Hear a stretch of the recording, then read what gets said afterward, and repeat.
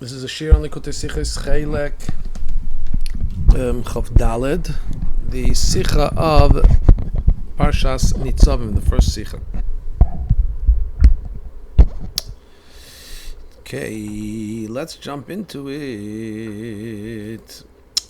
In the beginning of the Seder, the Torah tells us about the Krisas Bris, about the making of the covenant of Hashem with the Jewish people. And the words used in the pasuk is La'avrecha b'bris Hashem Elikecha, to pass you through the covenant of Hashem. And Laman Hokim Eischa Hayem Leila'am, in order to establish you as a nation. So Rashi opens up on the words Laman Hokim Eischa Hayem Leila'am, to make you for a nation, and he says as follows: Kol kach hu nichnas litrayach leman kayem eischa lefanav la'am. So much he is taking pains, or he's bothering, he's making effort in order to establish you before him as a people. Actually, not established, but to maintain you before him as a people. So we have to understand, what was Rashi Mechadish? What did Rashi innovate in the interpretation here of the words Laman Hakim? I mean, the pasuk says he's making a bris, he's making a covenant in order to establish you for a people. What does Rashi say? He's taking such efforts to establish you as a people. I mean, what did Rashi add? So some of Farshim learned that Rashi came to answer a particular question that's difficult. What's the question? What's the reason for this covenant? It's not in order to establish them as a people, but it's in order that they should, literally, I'll translate it, they should be fearful of the covenant, and they should be fulfill the Torah. In other words, this is a covenant that's being created by Hashem for the fulfillment of the mitzvahs, to get them to keep the mitzvahs. So why is Rashi saying that it's in order to this is in order to make them so Rashi, in other words, Rashi is coming to answer the following question. It seems that this bris, if you read the pasuk, it seems that this covenant is about getting them to keep the mitzvahs. So why does the pasuk say that this covenant is to make them for a people? So Rashi answers that why is Hashem nichnas litroyach? Why is he making such effort? Litroyach literally means to bother himself, to make such effort, to make this covenant with the Yidden. It's because, as the pasuk continues, the psukim say, because he spoke to you and he promised your forefathers that he won't change their descendants with any other nation. As Rashi explains in the Rashi immediately after this, that he's made himself a commitment. He can't change his mind. So Hashem says, look, I'm married to you unconditionally, so I'm going to make with you a covenant to make sure that you keep your part of the bargain and don't violate any of the instructions of Torah mitzvahs. And this way, I won't have to defer or renege or in some way, or do something opposite to the promise that I promised your forefathers. In other words, what these Mefarshim are saying is that Rashi is telling us that Laman Hakim Eischa, when it says in order to establish you as a people, it's not going on Hashem is making a covenant, and the reason is to make you as a people. No. The in order to make you as a people is going to explain why Hashem is going to such bother now to redo something to solidify the fact that the Jewish people will stay beholden and adhering to the Torah mitzvahs. But that, explaining it that way is not so understandable, because these words that are said to maintain you as a people, and he should be for you as a God, and the fact that they have to keep mitzvahs, those are two things hinged one on the other. As the Mefarshim themselves point out here, that if God forbid Jews will violate Torah mitzvahs, so then Hashem will have to distance them, actually going in opposition to the promise that he made, that he can't ever separate from them. So, why does the pasuk have to say a chidush, say something novel here, that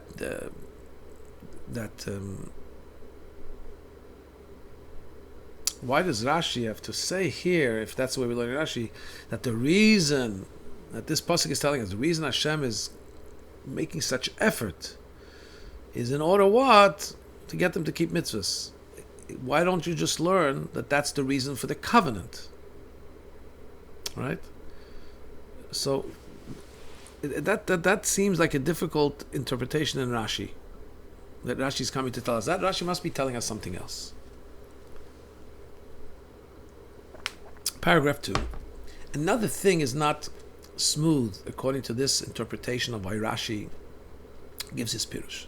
According to what we said in this Rashi, it comes out that Rashi's addition here is not explaining what does it mean Hakim Eischa Yom Lo Am, to make you for a people.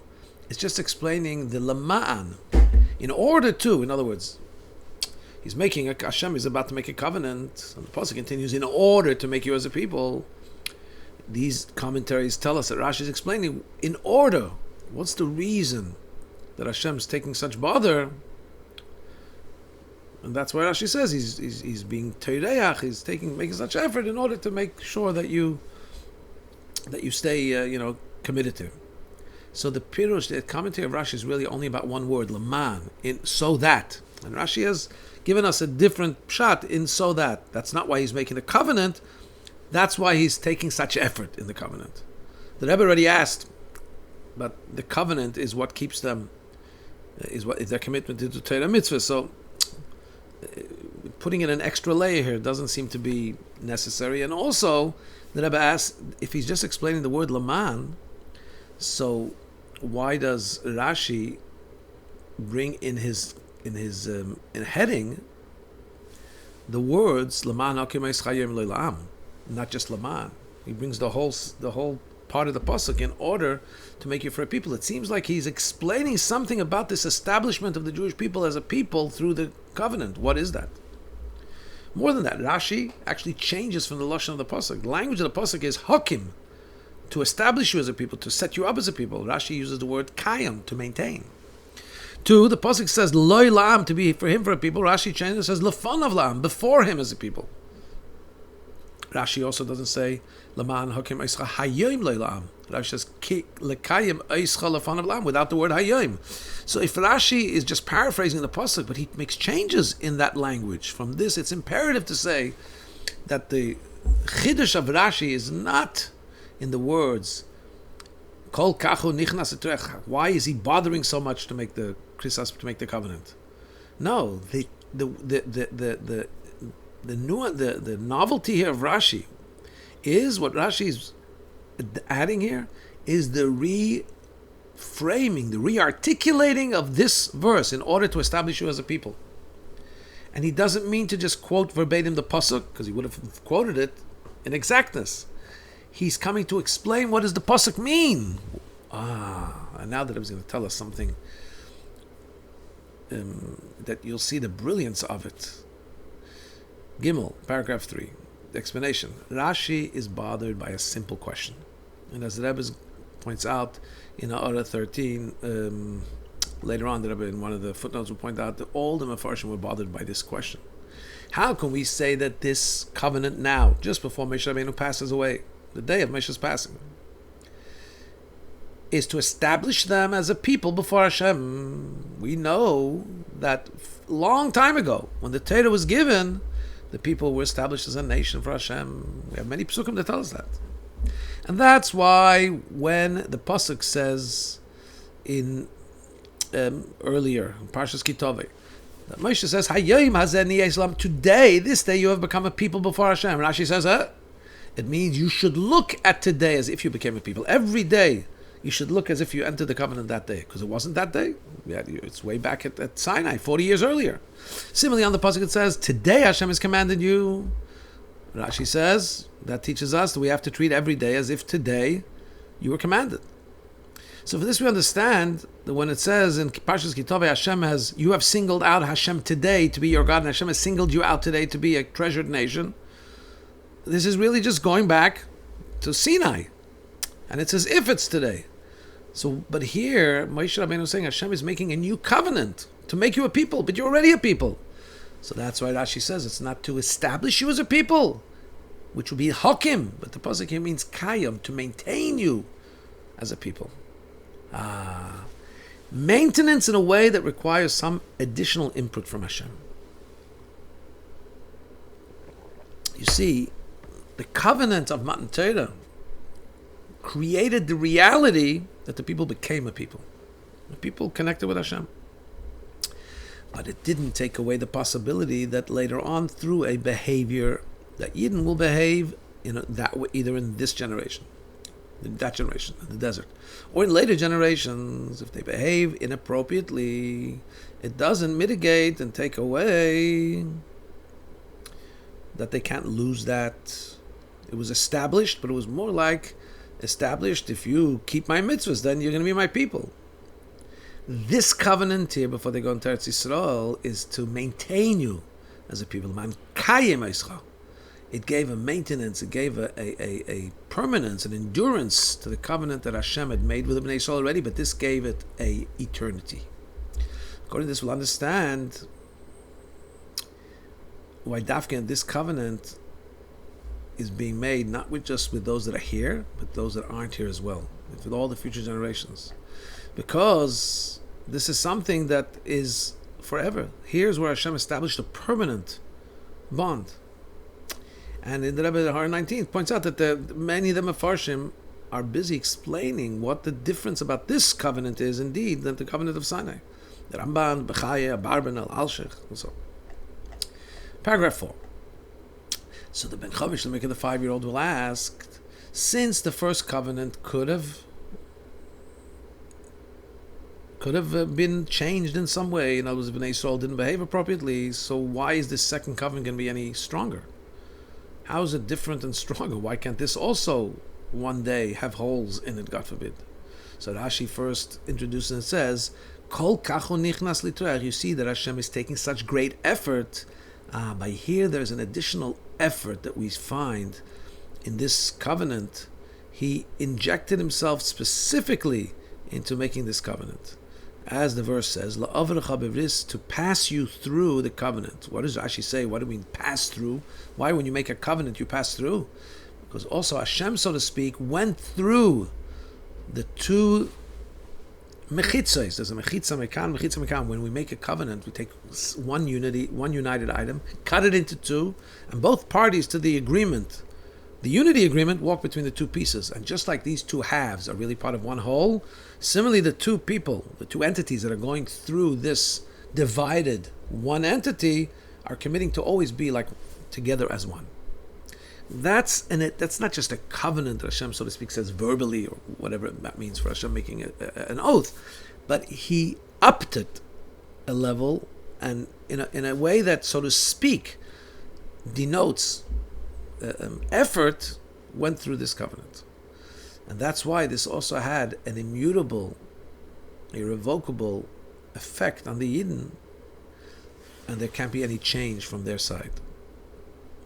And the uftu, and the achievement that is made for the Yidden through this covenant, Rashi emphasizes with the fact that he's changes from the language of the pasuk, which says loy la'am, to be for him as a nation. He says lefanav la'am, to be before him as a people. What's the difference between for him as a people or before him as a people? For him as a people means that the people belong to Hashem. It's his people. Before him as a people means that not just are the people his, but technically he can distance them, but they're always before him. They're always close to him. They're always together with him. As it says in the beginning of the parsha, you're standing here before Hashem, all together before Hashem. And that's why when there's such a commitment, when there's such a form of covenant, there can't be any differences. There can't be any diminishment in that covenant. When it's just Loilam, Hashem has established you for him as a people. It could be they'll be his people, but they'll be a little bit of a unfavorable people. They'll be distanced from him in some way. And it could be that they won't feel that they've been chosen by Hashem in a direct way. There can be some various changes, even if it's not total estrangement, but distance. However, once Hashem says that he's going to such effort to maintain that the Yidden should be always before him, in other words, close to him, So that already guarantees that whatever happens, there won't be any diminishment or weakness in the covenant. This itself is fantastic to be reading about before Rosh Hashanah, that the enduringness of our intense closeness to Hashem is there forever, no matter what we do. Paragraph 5. In the Pirush Rashi, we see really what sticks out, how Rashi, in his interpretation, in his commentary on the Torah, first of all, comes to explain only the simple reading. Explains how every word is critical to understanding the simple commentary of the Torah. But in the same words that he uses to explain simple pshat, he also alludes to things of the wine of Torah, the deeper aspect of Torah. Because here in Rashi, according to the pshat, he said that this covenant makes the people before him as a nation. It actually, although it explains the simple reading of the pasuk, it also fits very well into the deep mystical things that the Alter Rebbe tells us in the word here, am. Alter Rebbe says usually am can mean oimamos, like semi-glowing coals, like things that are a little bit and not fully ignited, which in the context of a social relationship is things that are a little bit separate and estranged, distant from the king. Usually when we talk about the people, the nation of the king, the am, as opposed, in contrast to the king, am can also mean those that are distant, those that are not fully aflame, just like coals that are flickering. Here the Alter Rebbe says, when the pasuk talks about the covenant to make you for an am, the Alter Rebbe says, this is exact opposite. Imoy, am for the expression of with him. These are people that are like him and that are connected, attributed to him. So the Alter Rebbe says that this pasuk, in order to make you for a people, is that Hashem picks up the Yidden ad b'chinas machshava elyonos to the highest level of his supernal thought, which is most unified thing with a person. So we see that what Rashi is saying here, that the word am here, to maintain you as a people before him, Rashi picked up this pasuk to be talking about the highest levels. The Alter Rebbe, coming from the Kabbalah aspect, also sees it as the highest levels. So in the Rashi, there's also the deepest levels. Paragraph 6. There's something else here in the deeper aspect of Torah, which we can find in Rashi. So basically, till here we've explained Pshat and the Rashi, the way Rashi is explaining the pasuk, taking away the obvious question, what's the additional covenant here? Beautiful. Now we're going to go into a stroll through some topics about Rosh Hashanah with comments from the Rebbe's father and the deep concepts of Chassidus from the Alter Rebbe, as the Rebbe will explain to us. On the pasuk on the words Atem Nitzavim, you are standing here today, the Alter Rebbe says, Hayom, the day goes on Rosh Hashanah. And he explains that although I'm going to say this parenthetically, although historically this took place on the 7th of Adar, the day of Moshe's passing, but when this concept of the affirming of the covenant on the day is something that takes place on an annual level on Rosh Hashanah. He says that every day Rosh Hashanah is the day where there's the covenant, renewal of the covenant between Hashem and the Yidden and Hashem. In this way, he also explains the psukim that speak about today Hashem is commanding you, and today you are singling out Hashem, and today Hashem is singling out you, the ones we said in Parshas Kitova. Today Hashem is singling you to be a treasured nation. This also goes on the special covenant that's reinstated every year on Rosh Hashanah. So according to what he explained before, that these two psukim are two aspects of the covenant. There's lihiyos le'la'am, there's to establish them as a people, and there's leman hokim, there's to maintain kayem eischa, to maintain them before him as a people. One is to establish the nationhood that Hashem has created, a special nation for himself. The other is to maintain it and catapult them to the highest level and for always. Comes out that in Rosh Hashanah both these things are taking place. There's two levels of covenant. To understand this, first we're going to introduce as the Rebbe from the notes of my father, Rav Hagon and Rav Makubal, Rabbi Levi Yitzchak. And the Rebbe's father explains that also the pasuk that says Hayom hazeh niyeh salam, today you have become a people, which says in Parshas Kitova, it also goes on Rosh Hashanah. And the Rebbe's father writes as follows: V'da, you should know, Sha'pasik hazeh, this pasuk that says, today you have become a people, Yesh lafarish shakar Rosh Hashanah, we can explain that's going on Rosh Hashanah. Zehu hayayim hazeh, this is what it means by this is the day, Shakal hayayim de Rosh Hashanah, it's going on Rosh Hashanah, which is called Zeh. Why is it called there? As it says, we know there's a pasuk that calls the day of Rosh Hashanah, this is the day. We say it in the davening, Zeh hayayim techilas masecha, this is the day of the beginning of your action, Hashem. And this is higher than the 25th of Elul, in which the world was generally created. So world is beginning to be created on 25th of Elul, 6th day of creation, which is 1st of Tishrei, day of Rosh Hashanah is the day of creation of man. And that is when you have become a people, as it says, Laman Hakim Eischat Ayim Liyas Le'am, Hashem maintains you to be before him as a people, which that's going on Rosh Hashanah. And look in Lekutei Torah, because Nitzavim is going on Rosh Hashanah. We said it, Atem Nitzavim Hayim, goes on Rosh Hashanah. So 1 second, basically says, ask the Rebbe, we have to understand, the two psukim that are being correlated, one is Nihiyei Salam, you have become a people, and one is you are being maintained as a people.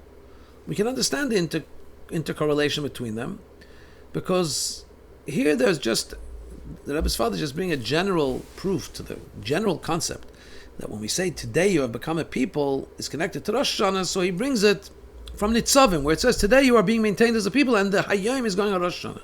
But what we do have to understand is that the proof from Hayom Hazeh, that Hayom Hazeh goes on Rosh Hashanah because Rosh Hashanah is called Zeh. So 1 second, the fact that Hayom refers to Rosh Hashanah has nothing to do with Zeh. The Alter Rebbe said Hayom is Rosh Hashanah because the day is Rosh Hashanah. So, and everywhere where it says Hayom, the day, it's going to be the special day, which is Rosh Hashanah.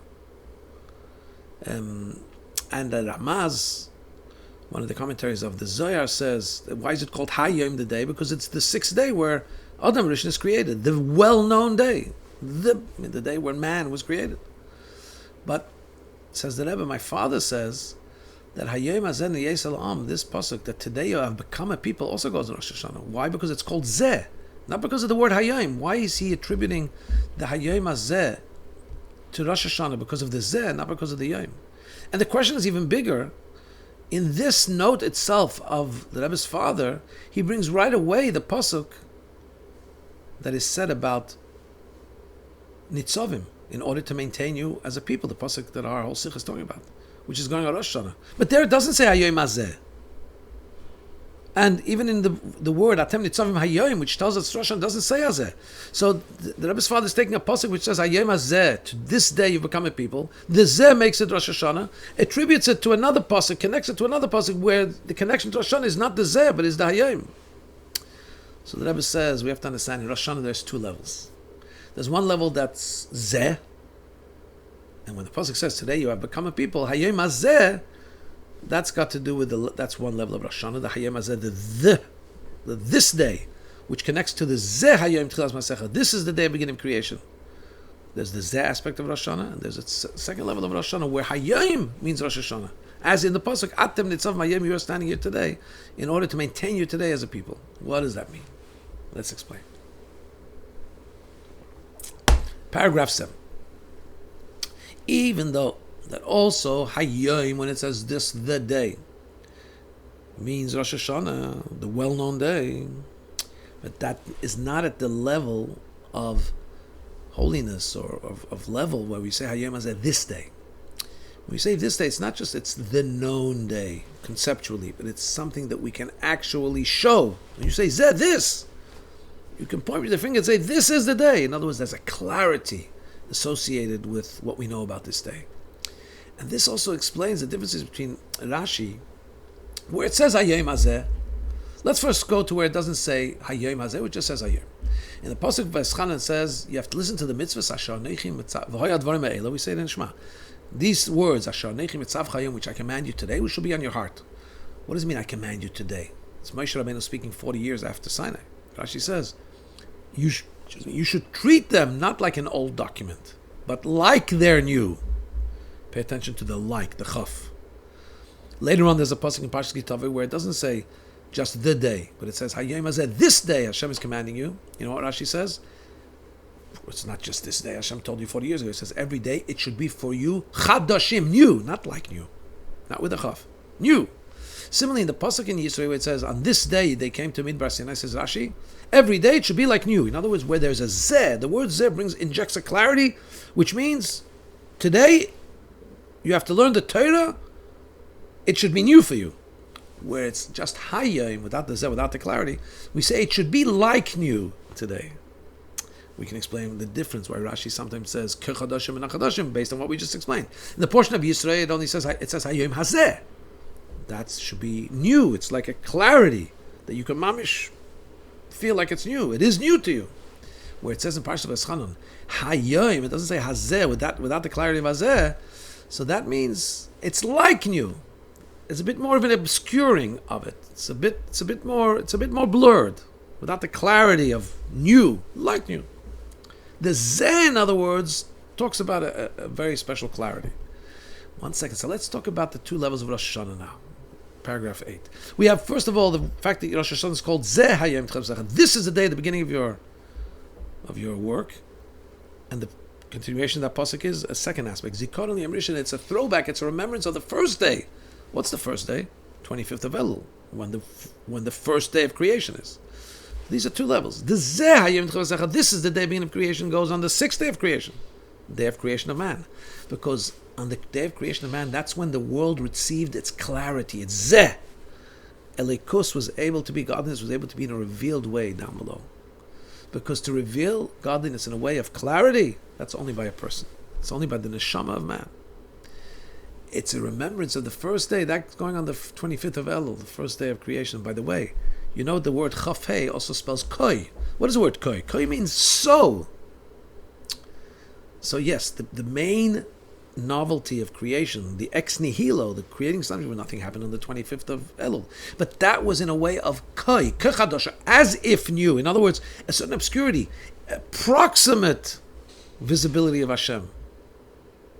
Not zero visibility. Hashem obviously created, we know Hashem created something from nothing, but the clarity of Hashem's presence is not yet there. We see already some kind of an apparition, we see some kind of a form, but in the world it wasn't yet clear, that could be pointed at in a clear way that this is godly power.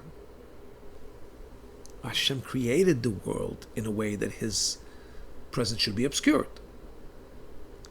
Comes the creation of man and uncovers that obscuredness. However, now, when we have already Rosh Hashanah, when we come to talk about the first day, creation of the universe, we talk about it only on Rosh Hashanah.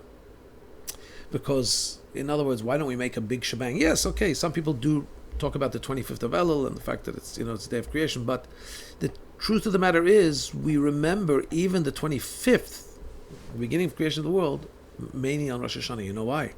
Because in the first year, Hashem self-initiated creation, but after that, subsequently, He's waiting on Rosh Hashanah for man to re-inspire him to keep creating the world. And so, Rosh Hashanah reinvigorates the 25th of Elul, the day of creation, with purpose. So we only talk about it on the day of that reinvigoration.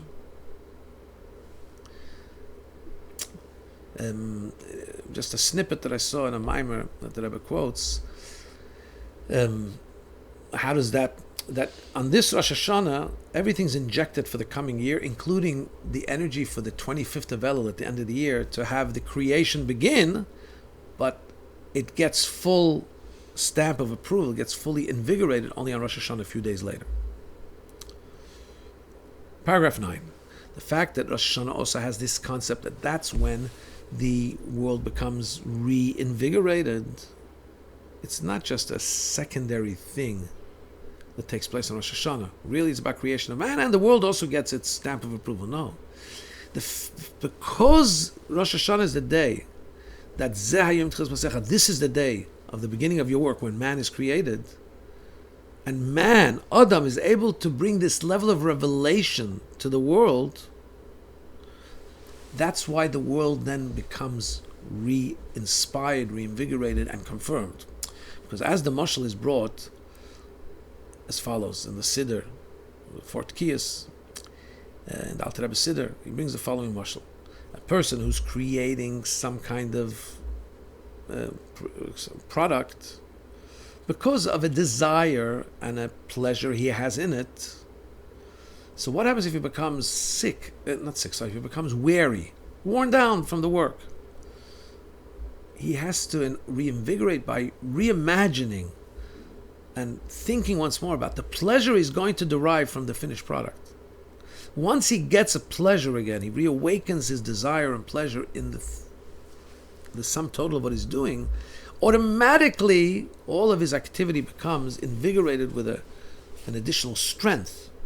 And he's not going to do it in a weak, uninterested way. So Rosh Hashanah, what's happening is that Hashem's waiting for us to coronate him.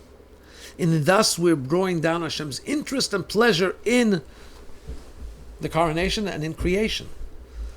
And that's drawing down from Hashpa Pnimis, an innermost flow of Hashem from above, which is Zeh, a clarity of Hashem's presence in the world. That can only be done by the Jew, by Adam. And through this, the world automatically also becomes reinvigorated. Because once the Yidden re-inspire Hashem's pleasure in the world, then the whole apparatus becomes rejuvenated. And we understand, it's understood, since the Chiddush, since the novelty of the creation and the vitality of the world of Rosh Hashanah comes as a result, not just as creation happened the first time in 25th of Elul, just automatically because Hashem self-initiated, but it comes as a result of the rejuvenation that Yidden bring to the table. So it's much higher than the renewal that takes place automatically on the 25th of Elul. This concept of the renewal of the world, which is achieved in Rosh Hashanah, is not just that there should be a world, but that the world should have revelation of godliness in it. In other words, there's the Chafei, the creation of world, which is Koi. Generally, God can be viewed because nothing happens from nothing, but it's not Zeh. We need the Zeh, the clarity that man, the Neshamas, Yidden bring to say, this is Hashem, injects the world with that vision as well. Just like what happened in the first 6th day of creation, first Friday, Adam Arishan, all of the creation said, hey, you must be the guy in charge. Let's coronate you. He said, no. He says, I understand God is the king and I'm going to coronate God. And I want you all to understand that. And he injected this understanding in creation, as it says, let us go all together. He calls out to creation and kneel and bow before Hashem, who made all of us. In other words, he's the one who's bringing the meaning and the direction to the entirety of creation. Nonetheless, there's a great distinction between the revelation of godliness in the person and the revelation of godliness the way it is in the world. By the soul of a Yid, there's the vision of the essence of godliness. Zeh, this, which is not the case in the world, even when godliness is illuminating. The light is not as revealed. And it only gets revealed in a way of demus, in a way of a form. So the Neshama has the capacity to be a full lightning rod, so to speak, a conduit, a revelation of God. Paragraph 10. This completeness of Rosh Hashanah, which is the creation of man, Zeh, it brings into the renewal of the world that Elikus should be, godliness should be in a revealed way. It's not just a derech memela, in other words, a residual after effect from the main agenda of Rosh Hashanah. No. This actually is the main Indian of Rosh Hashanah. The main thing of Rosh Hashanah is to bring a level of clarity, of godliness into the world. In other words, not just that the person reaches a level of clarity where he is a lightning rod for godliness and automatically, or just, as a side product, the world gets injected with that. No, this is what Hashem wants Adam to do. To the extent, says the Rabbi here in the brackets, that the main judgment of Rosh Hashanah is about how much wherewithal man will have for his bodily needs to be able to do the physical things, to be able to reveal Hashem's godliness in the world. So you understand why we're coming to ask Hashem for physicality. is because that's part of our mission statement. We have to draw His presence into our materialism. And that's the day where He meets out and allocates what we're going to get.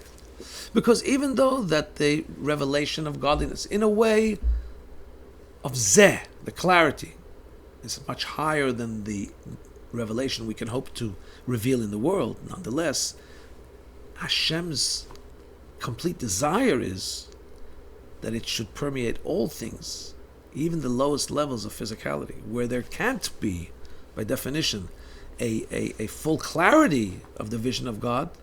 There can only be an approximate revelation. But Hashem wants that there too should be expressed as much as possible the clarity of Hashem. Like the Rambam tells us that when somebody is very wise, you don't just see it in his wisdom. That's obvious. You have to see how it expresses itself even in his actions and in his eating. Because how do you know when somebody's really a chacham, really a true wise person? Is when his wisdom is recognizable, not just where wisdom is, not just in the world of wisdom and learning, but even in the lower aspects of his life, which have no apparent connection to his wisdom. But you see that they too are carried out in accordance and consistent with his special persona of being a wise person. Paragraph 11. According to all this, we'll go back now to what we started. We will understand the connection between the covenant to be for him as a people, and today you have been a person, why that's connected with Hayom Hazeh, this day. And whereas when we talk about in order to maintain you as a people, in Nitzavim we spoke about just Hayom, without Zeh, without the clarity of Zeh, which would be the level of Koi, approximation. So here goes. The two levels of Zeh and Koi in the person himself are represented by two aspects of the human, which is his neshama, his soul, and his body. Or, if you want to get more particular, the essence of his neshama and the part of his neshama which encloses itself in the body. By Matan Torah, there was the essence of the covenant between the Yid and Hashem. You have been established as a people. That's mainly from a neshama standpoint. And in the neshama, the likus, the godliness is revealed in a revealed way, and it's a way of zeh, the clarity of God shines through the neshama. And so as long as the Jews were actually in the desert and they were freed from involvement in the physical aspects of the earthly world, so that covenant was enough to maintain their connection with Hashem. Once, however, they came into Eretz Yisrael, they needed to now, the last day of Moshe's life, they're needing to go into Eretz Yisrael, into a settled land, and a land where they have to actually be part of a mundane environment. So there, it's no longer sufficient. That covenant that they had from a neshama perspective is not enough so that the Yid should be able to maintain his connection when he goes down into the physicality of mundane life. In order to maintain that kind of stamina, that kind of connection to Hashem, there needed to be an additional, deeper covenant, which can be felt also, not just in the neshama, but in the neshama, the way the neshama goes into its body. And through that, in the body itself, there'll be a more deeper recognition that even as a body, doing bodily things, they are before him as a people. In other words, the Zeh, the clarity of Zeh, has to be brought into the place where usually there would be more of an obscurity of a Koi. The Chafei Elul has to connect with the Zeh of the creation of man, the sixth day of creation, the first day of Rosh Hashanah. And this covenant causes that the combination of these two levels, that the covenant should have an enduring, eternal existence in all situations in which the Jews will find themselves. And that's why every year when Rosh Hashanah comes, and we have the Krisas Bris, we have the covenant, again it becomes re-aroused above, and therefore Jews can be certain, because Hashem is making a covenant with them to be permanently connected to Him. And they can be certain about this even before Rosh Hashanah, that they're going to be meritorious in judgment. And besides for the spiritual things that the neshama needs, but they'll also have everything they need on a physical way, because that's what we're here to do, to bring the heaven down to earth. And everybody will get drawn down to them, to be sealed and written and sealed for a good year. Lashon Teva Mesukah, good and sweet year, both in physical things, material things, children, nachas from children, life and health, mezayni, sustenance, revichi, and all of them in an abundant way, simply speaking, and also in all their spiritual matters, physically, spiritually, together, in perfect harmony, and in a way of revealed and visible good. Amen.